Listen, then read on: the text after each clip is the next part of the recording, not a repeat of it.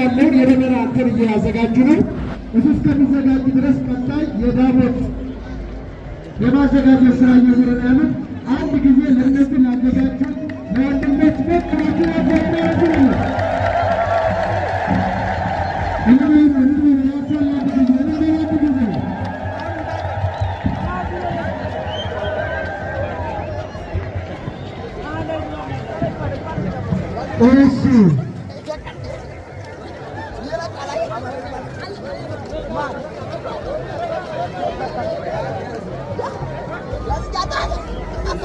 እሺ ከዚህ በመቀጠል የቅኔ ፕሮግራም የሚኖረን እንግዲህ በመራራ ጊዜ ያላችሁ